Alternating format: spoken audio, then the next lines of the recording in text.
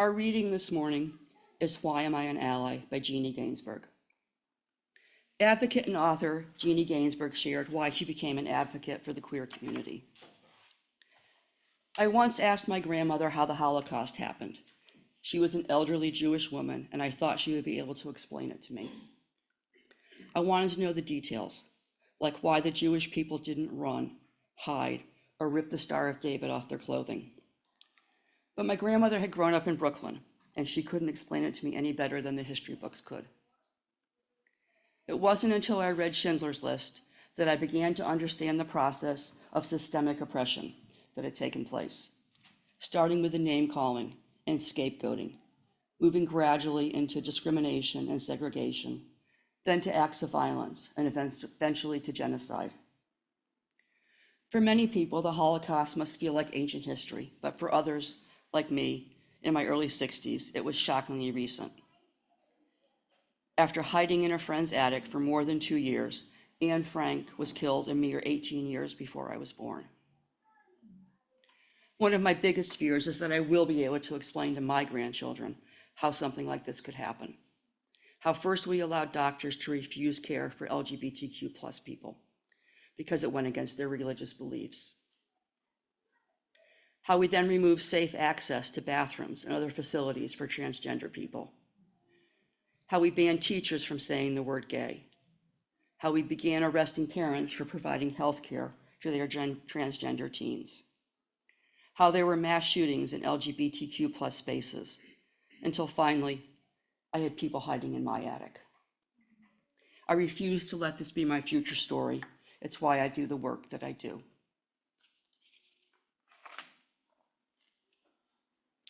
Much of my sermon is based on the work of Jeannie Gainsbourg. She's an award-winning educational trainer and consultant in the field of LGBTQ plus inclusion and effective allyship. You might be thinking that this is a service about queer issues, again. When we hear the word ally, we tend to automatically think of it in terms of LGBTQ-ness. And I'm standing up here, so perfectly understandable if you think this is going to be a queer service. And in some ways it is. But every historically marginalized group needs people to advocate for them. Everything I talk about this morning applies to every group. You can insert racial justice whenever I say queer, or disability rights whenever I say Indigenous peoples. It's all the same work. An ally is a person who is not part of a particular marginalized group, but who stands up for and advocates for the rights of the people in that group. All types, not just LGBTQ.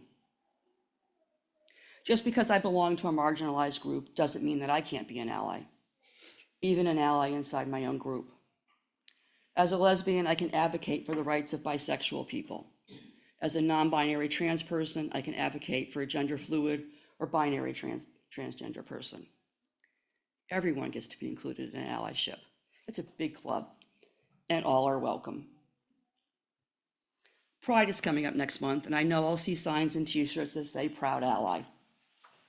I think we often misuse that term. We sometimes think of ourselves as allies if we accept a certain group, if we have a friend, neighbor, family member, or coworker who belongs to that marginalized group. But ally is not an identity, it's a practice. Knowing, tolerating, or accepting an underrepresented person does not make you an ally. At best, it puts you on your first step to becoming one. And that doesn't win you a t-shirt. If you haven't done anything to promote inclusion, understanding, and acceptance, you're not really an ally yet. Most of us here spend time advocating for marginalized groups, some in small ways, others in more substantial ways. As we realize that we are all connected, it's a fulfilling, and spiritual journey. And we do good work here at UU Catskills. So where are you on your own ally journey? And more importantly, where do you want to go? Allies are a mighty and necessary force for any social justice movement. Members of the dominant culture have more access to power and can have conversations around social change that might not be possible coming from a minoritized person. Allies have value because we can provide a non-judgmental space where people can share ideas, ask dumb questions, use outdated words, and mess up without feeling foolish or inadvertently saying something offensive. They can let the people within the marginalized community lead the way. They're the ones deciding what change should look like. We all need to be quiet and listen. As allies, we can often accomplish things that the marginalized group cannot. We can impart information that we have that others might not. We can create a space where we can listen and share without anyone feeling shamed or judged, something we need a whole lot more in this world. And sometimes I hear people ask, why are we still focusing on queer issues? Aren't we happy now that we can get married? Queer people are not seeking special rights. We're seeking human rights. And discrimination is very real and legal in many states. The current political climate has made it very dangerous to be genderqueer. Trans people, in particular, are being targeted. Legislation has been introduced to take away our rights, our access to health care and bathrooms, and DEI programs are being canceled. As a straight, cisgender person, depending on where you're located, can you find a restroom to use safely and conveniently anywhere that restrooms are provided? Can you and your spouse hold hands and walk without fearing for your safety because of this display of affection? In an emergency medical situation, do you have to hide who you are, worry about being treated disrespectfully, or worry about not being treated at all because of your sexual orientation, gender identity, or gender expression? When you were growing up, did you see straight, cisgender people who looked like you, represented constantly in the school curriculum, in books, and in the movies? Can you safely use your driver's license or passport as a form of ID? Can you safely cross state lines into any state in this country? Trans folks might not. This is why trans issues are especially important this year. When I use words like cisgender or even neurotypical, are you wondering why you were suddenly being labeled as something you didn't even know existed? Why do I need to be labeled, you might ask? These questions tend to be asked by folks who fit into the expected societal norms: straight, cisgender, white, able-bodied. These people don't need identity terms for others to make correct assumptions about them. Norm-busting words like cisgender and neurotypical help us move away from thinking about people as either normal or different, or worse, thinking about them as normal or deviant. Norm-busting words help us understand that these are just different ways of being in the world. Every time we use norm-busting words to describe ourselves, it makes it easier for those who are not part of us, not part of the dominant culture. It's much more difficult to move through the world without using identity terms when the world is set up to make false assumptions about you or exclude you. It makes it harder to get your needs met, be included, and gain access to spaces and events. It's an incredible and invisible power to not need to name yourself, because the norms have already done that for you. You don't need to come out as straight or cisgender or able-bodied because it's already expected. You meet all of society's expectations of who you should be. When we don't fit neatly into a box of expectations, we might feel underrepresented. Yes, June is Pride Month, but straight pride happens every day. When we see straight cisgender people represented all the time, we see their accomplishments. The average child might go all the way through school without knowing that a queer person has ever accomplished anything of significance. And if that child happens to be queer, it can have a huge impact on their self-esteem and how they navigate their life.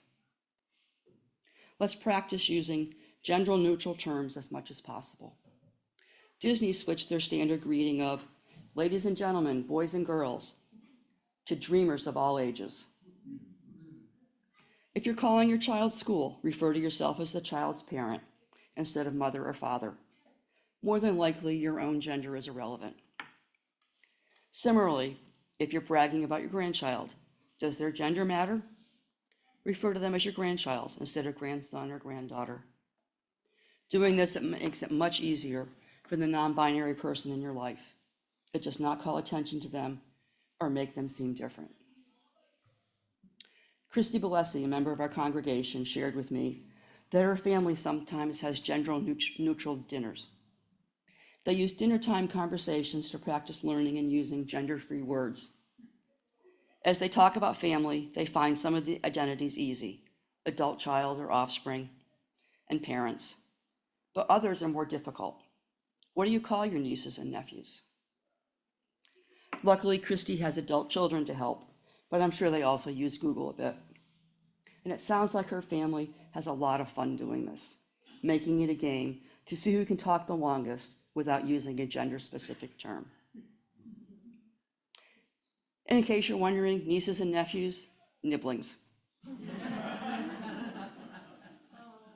If you're a member of my generation, you probably remember when we commonly used gender terms for jobs: mailman, stewardess, fireman, waitress, even though these jobs were open to anyone. It wasn't that hard. It didn't take that long to learn flight attendant, mail carrier, server, or firefighter. Does it really help people understand a conversation if you rely on gendered terms? I think it rarely does. It may seem awkward at first, but we adjust fairly quickly. My young friend Patrick has two mothers. Most families choose descriptive names for family members, often based on their family culture: grandma, nana, granny, nana, Mimi, Gigi. And a child with two mothers might call one mom and the other mama. But when Patrick was a child, he marched to his own drumbeat. He called both of his mothers mom. And while I found this confusing, I quickly learned that it didn't confuse anyone else. And I realized that they all seemed to somehow know who he was talking about. And many times it didn't really matter. At a weekend at our house, he might say, "Mom says my bedtime's at 8, and probably continued with, "But I think that doesn't count when I'm not at home." I didn't have to ask which mom. I would have followed either parent's instructions. I didn't need to ask which mom said that. So you want to make allyship fun? Here's something to try.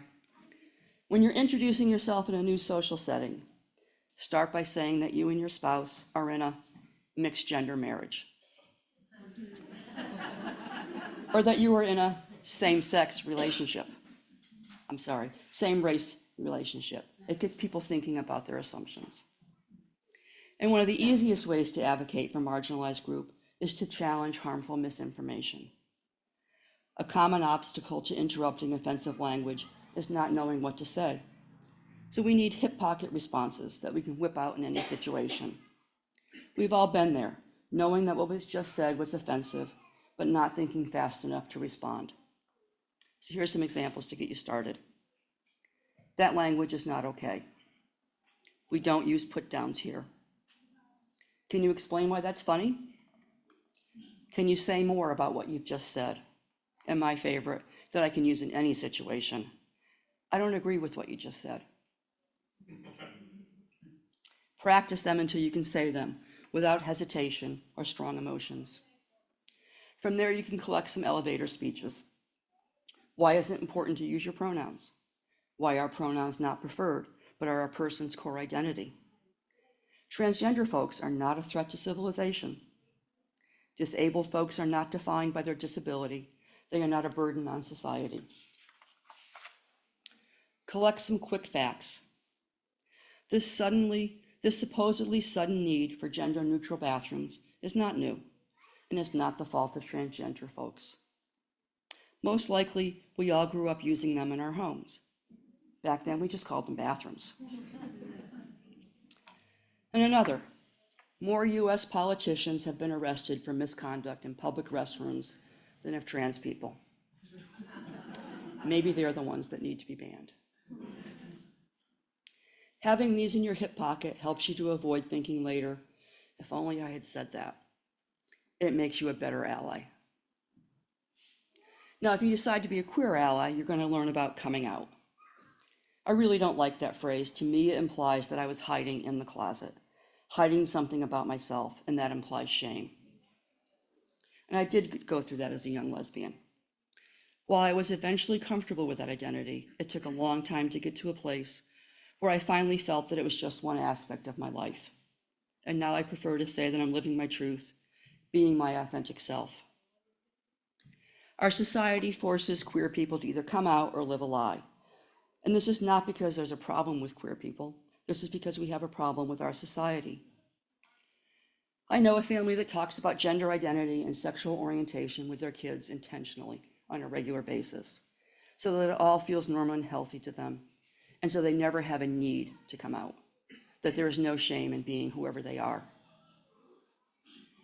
But for those who do need to come out, it's a lifelong process and it's not a straight line. A friend of mine was buying flowers for his husband, and the cashier asked if they were for his wife. He had to decide if it was important to be honest. Was it safe? Was it healthy? Was it worth the risk? Who else might have heard the conversation? How safe was the surrounding neighborhood? All of these questions go through your head if you're queer, all because the cashier asked if the flowers were for his wife. Another young friend felt it was safe to be completely out at college, but she knew that her family was homophobic, so she decided to go back into the closet during Thanksgiving break. Queer people are continually forced to decide whether or not it's safe to be out or to stay out. One of the things I liked best about being married was how easy it was to make it clear that I was a lesbian. I didn't have to think about when to disclose or assume, possibly incorrectly, that the other person already knew. So when I met a new person, I just said, "Hi, I'm Joyce, and this is my wife, Mary." Easy and done. I made sure I said it in a non-confrontational way, calmly, and with confidence and pride. If a person I was just meeting had a problem with that, they could just self-select themselves out of my life. I wasn't going to take it on as my problem. But especially in recent years, it wasn't always safe or smart to introduce myself that way. I did it anyway, because it was the only way that I could live my life. Now, coming out was so much fun that I chose to do it a second time, when I realized that I was also non-binary and then transgender. But this time it was a do-over, a second chance to get it right. I'm determined to do a better job now, being as visible and proud and open as I can be. If I can make someone else's journey easier, I would be grateful to be considered a possibility model. Where are you on your own ally journey? And more importantly, where do you want to go?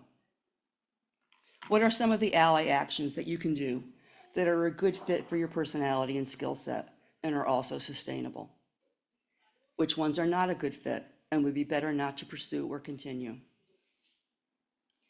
Where is your passion? Undocumented immigrants, low-income families, racial justice, disability rights, Indigenous people? Unfortunately, there are many marginalized communities to choose from. Allies should always be learning and growing. What are your favorite sources for keeping up to date? What areas are you interested in learning about or expanding? These are all important questions to ask yourself. None of us are free until we are all free. In our reading this morning, Jeannie Gainsbourg talked about being motivated by the fear of facing her grandchildren and telling them that she had not acted. What motivates you as an ally? What's your why? Where can you best serve?